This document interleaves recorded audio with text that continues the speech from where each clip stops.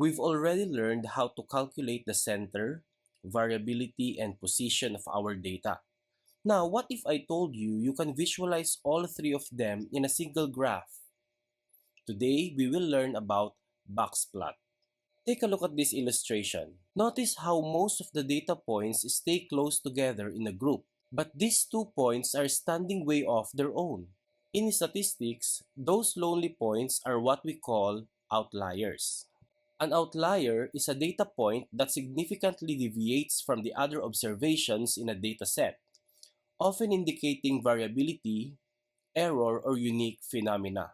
Simply put, an outlier is an extreme data point that stands out because it is significantly higher or lower than the rest of your data. You can see that in our dataset, meron tayong dalawa na nakahiwalay doon sa ibang data points. Those are our outliers. It usually happens due to a measurement or encoding error, natural variations in the data, or a rare and unusual event. It is crucial to identify outliers because they can skew your overall statistical results if left unaddressed or unexplained. But how can we detect if there are outliers in our dataset? We will use a box plot. A box plot or box and whisker plot is a graphical representation of a dataset that visually summarizes its overall distribution and highlights extreme values or outliers beyond the main data spread. Here is an example of a box plot. This is our box, and yung mga lines na ito, these are your whiskers. Any data point na lumagpas sa whisker is considered as an outlier. To clarify, yung label na 16 dyan on the plot doesn't mean that there are 16 outliers. Isa lang ang outlier dyan dahil isa lang ang tuldok. It simply identifies data point number 16 as the outlier. Aside from outlier, the box plot also gives us the 5-number summary. Ano yung 5-number summary na yon? These are the minimum, maximum, Q3 or P75, the median, and Q1 or P25.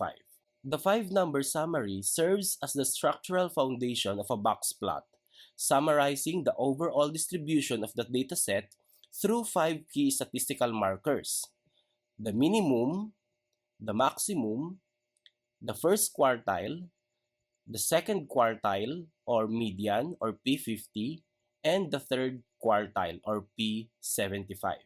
The median represents the exact middle of the data, while Q1 and Q3 outline the interquartile range, showing where the central 50% of the values fall. Beyond describing the data center and spread, these quartile boundaries are used to establish the whiskers, which allows the plot to automatically detect and visually highlight any extreme outliers that fall beyond the expected range. Let's take a look at this example. Protein content for 200 grams of chicken nuggets was collected from a sample of 40 fast food chains as shown below. Construct a box plot and identify any significant outliers. To do this, let's first open our Jamovie app, then set up our data. Go to Data, then Set Up, then in Data Variable, ilagay natin yung pangalan. So let's say protein in grams. We indicate the measure type, which is continuous, and data type, which is integer. After which, pindutin na natin yung bilog na may arrow.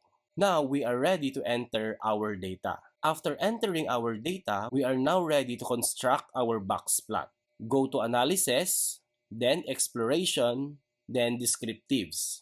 Dadalhin niya kayo sa window na ito. We will move the proteins variable to the variables box, just like this. Then in plots, i-check natin yung box plot under box plots and label outliers. Dito sa right side, lalabas na ang ating box plot.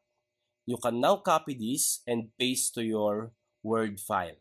Don't forget na lagyan ng figure number and description ng inyong box plot.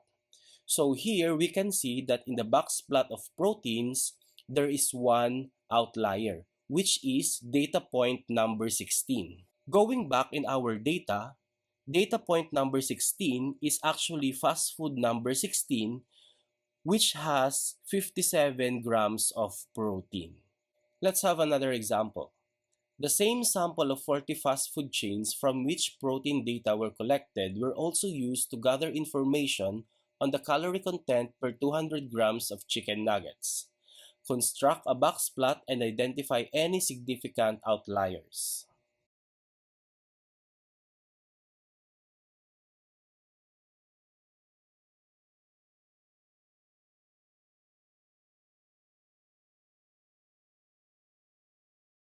As shown in Figure 2, there are no significant outliers in our calorie data. Congratulations on finishing our lesson for today. But of course, learning does not stop here. You are now ready to practice what you have learned in this lesson.